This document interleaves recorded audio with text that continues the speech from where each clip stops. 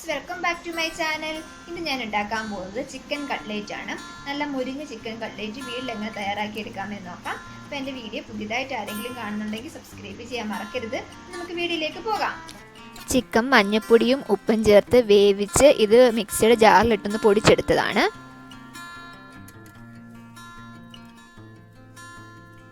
രണ്ട് സവാള ചെറുതായി അരിഞ്ഞത്, 3-4 പച്ചമുളക്, കുറച്ച് കറിവേപ്പില, 2 കിഴങ്ങ് വേവിച്ച് ഉടച്ച് വെച്ചിരിക്കുന്നതാണ്, ഒരു മുട്ട, ഇതിലേക്ക് കുറച്ച് ഉപ്പിട്ട് മിക്സ് ചെയ്ത് വെച്ചിരിക്കുന്നതാണ്, 3 ബ്രെഡ് പൊടിച്ചെടുത്തതാണ്. ഒരു പാത്രത്തിലേക്ക് കുറച്ച് ഓയിൽ ഒഴിച്ചു കൊടുക്കാം. ഓയിൽ ചൂടായി വന്നിട്ടുണ്ട്. ഇതിലേക്ക് അരിഞ്ഞു വെച്ചിരിക്കുന്ന സവാള ഇട്ട് കൊടുക്കാം. ഇത് ചെറുതായി ഒന്ന് വഴറ്റിയെടുക്കാം.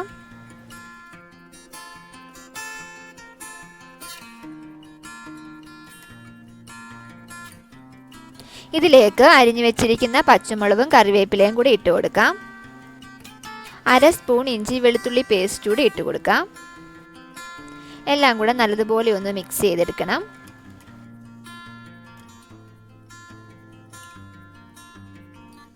അര സ്പൂൺ ഉപ്പ് കൂടി ഇട്ട് കൊടുക്കാം. ഉപ്പൊക്കെ നിങ്ങളുടെ ഇഷ്ടാനുസരണം ചേർത്ത് കൊടുക്കാം കേട്ടോ. ഇവയെല്ലാം കൂടെ നല്ലതുപോലെ ഒന്ന് വഴറ്റിയെടുക്കാം.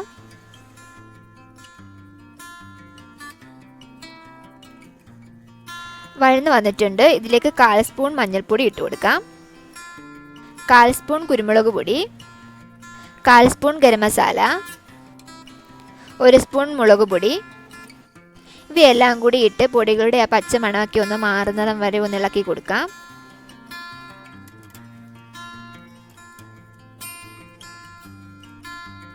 ഇനി ഇതിലേക്ക് പൊടിച്ചു വെച്ചിരിക്കുന്ന ചിക്കൻ ഇട്ട് കൊടുക്കാം. ഈ ചിക്കനിലേക്ക് മസാലയൊക്കെ പിടിക്കുന്നിടം വരെ നല്ലതുപോലെ ഒന്ന് മിക്സ് ചെയ്ത് കൊടുക്കണം.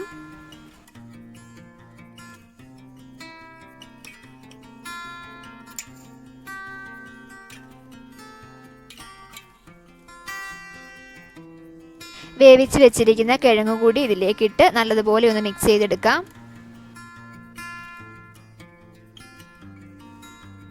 എല്ലാം കൂടെ നല്ലതുപോലെ മിക്സ് ചെയ്തെടുത്തിട്ടുണ്ട്. ചൂടാറിയതിന് ശേഷം നല്ലതുപോലെ ഒന്ന് കുഴച്ചെടുത്തതാണിത്. കുറേശ്ശെ എടുത്ത് നമുക്കിനി ബോൾസ് പോലെ ആക്കിയതിന് ശേഷം ഇത് പരത്തിയെടുക്കാം. ഷേപ്പൊക്കെ നിങ്ങളുടെ ഇഷ്ടാനുസരണം ചെയ്യാം, എങ്ങനെ വേണമെങ്കിലും ചെയ്തെടുക്കാം.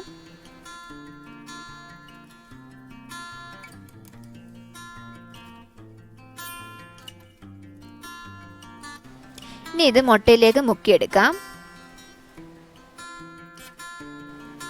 അതിനുശേഷം ബ്രെഡ് പൊടിയിലേക്ക് ഇട്ട് ഫുള്ളായി ഒന്ന് കവർ ചെയ്തെടുക്കണം.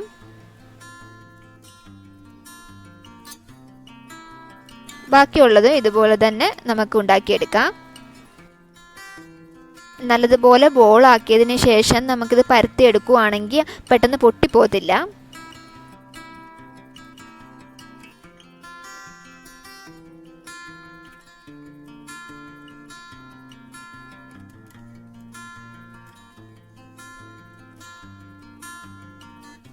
മുട്ടയിൽ മുക്കിയെടുക്കാം. ബ്രെഡ് പൊടിയിൽ ഫുള്ളായിട്ട് കവർ ചെയ്തെടുക്കാം.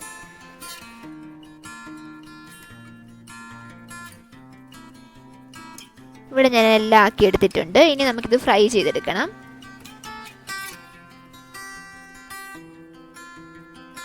ഓയിൽ ചൂടായിട്ടുണ്ട്. ഇതിലേക്ക് ഓരോന്ന് ഇട്ട് കൊടുക്കാം.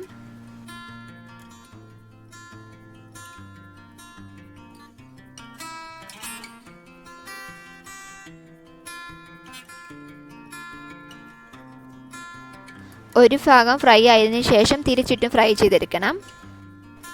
ഒരുപാട് നേരം ഫ്രൈ ആയി എടുക്കേണ്ട ആവശ്യമില്ല, കാരണം ഇതിൻ്റെ ഉൾഭാഗമൊക്കെ ഓൾറെഡി നമ്മൾ വേവിച്ചതല്ലേ. നല്ലതുപോലെ മൊരിഞ്ഞ് വന്നിട്ടുണ്ട്. നമുക്കിതെല്ലാം കോരിയെടുക്കാം.